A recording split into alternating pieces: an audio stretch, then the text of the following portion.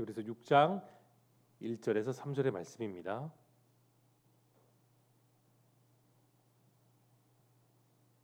히브리서 6장 1절에서 3절의 말씀을 저와 여러분이 한 목소리로 함께 읽겠습니다.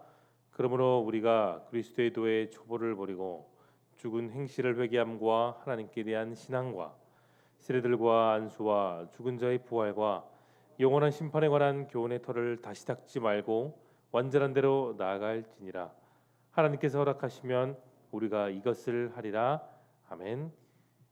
우리는 예수님을 믿는 믿음으로 신앙을 시작합니다. 정말 당연한 진리이고 당연한 말씀이죠. 그러나 신앙생활 하는 데 있어서 우리에게 있어서 하나님을 향한, 예수님을 향한 첫사랑과 그 첫마음은 중요합니다. 그런데 여러분, 초보적인 신앙생활은 우리는 벗어나야 됩니다. 물론 초신자의 경우는 예외가 되겠지만 신앙생활에 경륜이 있으며 지속적인 신앙생활하는 저와 여러분들에게 있어서 첫마음을 품고 살아가는 것은 물론 중요합니다. 그러나 초보적인 모습은 버려야 되죠. 오늘 말씀을 듣는 그 대상들은 유대 출신 성도들이었습니다. 그러나 그들은 예수님을 믿는다고 입으로는 그렇게 말을 했는데 주변의 악한 유혹으로 인해 그 삶이 다시 옛 모습이 되고 말았습니다. 그래서 히브리 기자는 그들의 초보 신앙을 던져버리라, 과감하게 버리라고 말하고 있습니다. 또한 장성한 사람들로서 선악을 분별하면서 또한 믿음에서 믿음에 이르는 성숙한 삶을 살 것을 권면하는 게 오늘 본문의 전체 핵심 내용입니다. 내용 관찰 1번을 보겠습니다. 단단한 음식을 먹는 장성한 자의 믿음은 어떤 것입니까? 장성한 사람들은 여러분 지각을 사용합니다. 그런데 그 지각은 세상이 주는 지식이 아닙니다. 지각을 사용할 줄 아는 성도는 지속적으로 여러분 말씀 앞에서 자신을 스스로 계속해서 말씀 앞에 빗대고 말씀 앞에 점검하죠. 그리고 죄에서 떠나 하나님을 기쁘시게 하는 행동이 무엇인지를 날마다 분별할 줄 아는 사람이 장성한 사람입니다. 예전에 오랜 시간 전에 초등학교를 간 적이 있었습니다. 시간이 지나 그 초등학교의 모습이 많이 변했지만 그 운동장을 한번 뛰어봤을 때 어릴 때는 한 바퀴만 돌아도 힘들었지만 지금의 장성한 제가 되었을 때는 몇 바퀴를 뛰어도 힘들지 않았죠. 왜 그럴까요? 학교는 그대로지만 제 신체는 어른이 되었기 때문입니다. 다시 한번 알게 됐던 것은 제가 어린이가 아닌 어른이 되어서 봤을 때 그 운동장은 매우 작아졌던 것을 볼 수가 있습니다. 그만큼 신체가 성숙했던 것을 깨닫게 된 것이죠. 저와 여러분의 신앙생활도 마찬가지입니다. 믿음이 어린아이 같은 성도 사람들은 모래 위에 지은 집 같아서 쉽게 넘어집니다. 그러나 믿음이 장성한 사람들은 반석 위에 지은 그 믿음이 성숙하기 때문에 세상의 모든 바람이 분다 할지라도 쉽게 넘어지지 않죠. 모퉁이 돌에 맞춰 건물을 짓는 것처럼 매일 여러분의 그 삶, 여러분의 그 신앙이 주님 안에서 장성하고 더욱더 굳건한 반석으로 나아갈 수 있기를 예수님의 이름으로 축복합니다. 2번을 보겠습니다. 복음을 맛보고도 타락한 자들은 어떻게 된다고 말합니까? 타락한 사람들은 여러분 오늘 본문에서 다시 새롭게 될 수 없다, 회개할 수 없음을 말하고 있습니다. 그 이유가 6절에 나와 있습니다. 6절에 이렇게 말씀하고 있죠. 이는 그들이 하나님의 말씀을 다시 십자가에 못 박아 내어놓고 욕되게 함이라 그렇게 말합니다. 실제로 유대 출신 가운데 예수님을 믿었음에도 불구하고 다시 그 유대주의로 돌아간 사람들이 그 당시에 상당히 많았습니다. 예를 들어서 육신의 할례를 받아야 구원을 받는다, 율법의 613가지 조항을 다 지켜야 구원을 받는다는 등 정말 다양한 이상한 얘기를 통해서 그들은 예수 그리스도가 아니라 다른 복음이 있다고 강조하고 있었습니다. 여러분 6절에서 말하는 그 타락한 사람들은 원래 4절과 5절의 모습에 등장합니다. 뭐라고 합니까? 하늘의 은사를 받았습니다. 또 그들도 역시 성령에 참여했어요. 하나님의 귀중한 말씀을 받고 내세의 능력을 믿었던 사람들, 그들이 바로 6절에 나왔던 똑같은 사람들이었습니다. 그런데 그런 놀라운 하나님의 역사를 체험하고도 믿었고 순종했지만 다시 유대교로 돌아가고 말았습니다. 왜 떠났습니까? 이유가 무엇인가요? 십자가 외에 다른 복음이 있다고 스스로가 착각하고 말았던 겁니다. 육체의 할례를 따라 맹신하는 삶이 아니라 마음의 할례로 그 마음의 할례를 믿으며 언제나 예수 그리스도의 그 믿음대로 소망하며 나아가는 삶이 우리에게 가장 중요함을 여러분 믿으시기를 바랍니다. 그래서 우리들에게는 오직 주님, 다른 복음, 다른 구원은 없음을 오늘도 다짐하시기를 바랍니다. 3번 연구와 묵상입니다. 히브리서 기자는 왜 기초적인 신앙에서 벗어나 완제로 나아가라고 합니까? 물론 기초는 중요합니다. 기초가 잘 다져져야 우리는 심화 과정을 할 수가 있는 법이에요.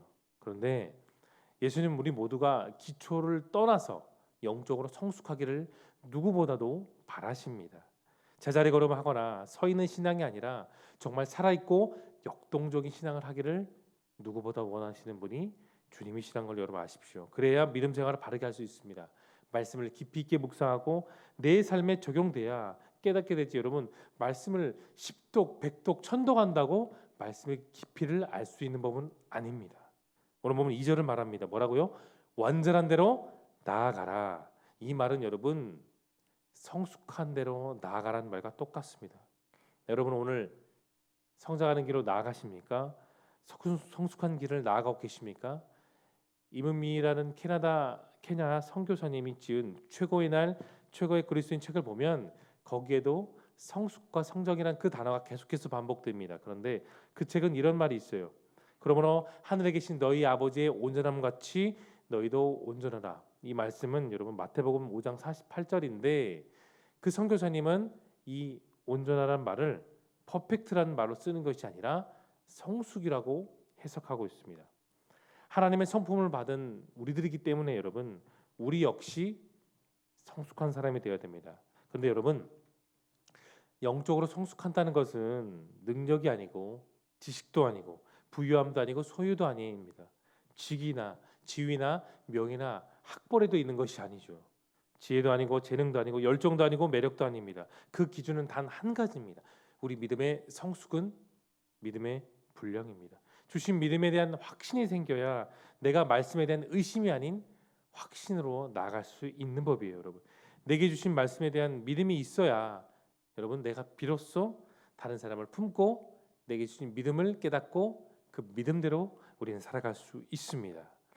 느낀 점을 보겠습니다. 신앙이 자라지 않고 정체되어 흔들리는 성도들에게 영적 성장에 힘쓰라는 권면의 말씀에 여러분 무엇을 느끼십니까? 지적으로나 인격적으로나 유연한 사람은 바로 이런 사람들이에요. 다 아는 체 하는 사람, 질문이 없는 사람, 쓸데없이 가르치지 않은 사람들입니다. 이런 사람들은 지적인 발전이나 또는 인격적인 성숙을 이룰 수가 없습니다. 여러분 우리의 정신은 자기의 무지에서 그리스도의 의지를 향해 날마다 깨어 있어야 하고 늘 말씀에 대한 탐구심이 있어야 되며 더 중요한 말씀에 대해서 내가 겸손하게 배우려는 그 자세가 저와 여러분의 늘 여러분 필요합니다. 그걸 갖춰야 돼요. 사랑하는 성도 여러분, 물론 신앙생활 하면서 성장을 하기도 하지만 신앙생활에 있어서 또 무엇이 다가올까요? 정체기가 있습니다. 우리만 그런 것이 아니라 믿음의 선진들도 그런 과정 속에 있었습니다. 여러분 아브라함을 보십시오. 믿음의 확신이 들지 않아 전전긍긍할 때 하나님은 99세에 나타나셔서 이듬해 100세 때 약속한 아들을 주신다고 약속하셨고 그 약속을 드디어 25년 만에 성취하셨습니다. 그 믿음이 하나님께 감동이 되었고 약속을 성취하는 그 인생에 있어서 가장 중요한 열쇠가 되었습니다. 그러나 여러분 믿음이 자라는 것은 여러분 단순히 양에 있지 않습니다. 믿음은 어느 날 번갯불처럼 갑자기 주어지는 것이 아니죠. 믿음은 그 하나님의 말씀을 들고 그 들음에 따라서 계속해서 신뢰하고 확신하고 나아갈 때 내 삶에 보여지고 믿어지고 확신되는 것을 여러분 믿으시기를 바랍니다. 하나님 말씀에 대한 지식과 그 약속에 대한 신뢰, 거기가 바로 믿음입니다. 믿음의 강약은 얼마나 내가 말씀을 듣고 실천하느냐, 그 말씀을 내가 얼마나 신뢰하느냐에 따라 장성하게 되는 것을 기억할 수 있기를 바랍니다. 적용을 보겠습니다. 나를 구원해 주신 예수님을 더 알기 위해 어떤 노력을 하고 있습니까? 하나님을 위한 노력, 그리고 교회와 나를 위한 노력 중에 의미 없는 것은 결코 없습니다. 주님의 제자들도 전도했지만 그 제자들이 모두 믿지는 않았습니다. 노력은 우리가 해도 여러분 노력은 우리가 많이 할 수 있어요. 그러나 그 노력 가운데 믿게 하시는 분은 예수님이십니다. 여러분, 결과를 너무나도 연연하지 마시고 오늘도 충실히 내게 준 이 하루의 삶 가운데 오직 주님만을 바라볼 수 있길 바랍니다. 반드시 모든 일이 형통하게 될 것입니다. 주어진 재능이 많지 않다 하더라도, 능력이 부족하다 할지라도 내게 주신 그 믿음을 통해 우리는 오늘 하루를 주님을 의지하고 살아가면 저와 여러분의 삶은 충분한 것입니다. 마지막 결단을 보겠습니다. 젖만 먹는 어린아이에서 단단한 음식도 소화할 수 있는 신앙인으로 성장하기 위해 여러분 무엇을 결단하시겠습니까? 사람뿐만 아니라 식물이나 동물도 자라나는 모습들을 보면 아름답습니다. 부모가 가장 기뻐하는 것은 자녀가 육적으로도 또 영적으로도 성장하는 것을 보며 기뻐하는 것이죠. 어떤 사람이든 한순간 쉽게 확 변할 수는 없습니다. 여러분, 성장은 오랜 시간 걸립니다. 작은 일부터 시작해야 성숙의 길을 걸어갈 수 있습니다. 신앙도 여러분 작은 것에부터 하는 것, 작은 것에부터 실천하는 것이 중요합니다. 성장을 위해 작은 습관, 작은 노력을 기울이십시오. 1분도 말씀을 보고 1분도 기도하며 나아갈 수 있기를 바랍니다. 예수님도 작은 것에 충성한 사람들이 나중에 큰 것에 충성한다고 분명히 우리들에게 말씀하셨습니다. 하나님도 마찬가지입니다. 하나님, 우리가 어린 상태에서 장성한 상태로 나아갈 수 있기를 바라시고 오늘도 그렇게 살아갈 수 있기를 누구보다도 바라시는 분이 아버지 되신 하나님이십니다. 믿음으로 성장하고 하나님 앞에서 기쁨이 되며 또 그것이 내 인생 일대에 있어서 가장 귀중한 삶의 본본이 된다는 그 사실을 오늘도 기억할 수 있기를 예수님의 이름으로 축복합니다. 이제 다 함께 기도하시겠습니다.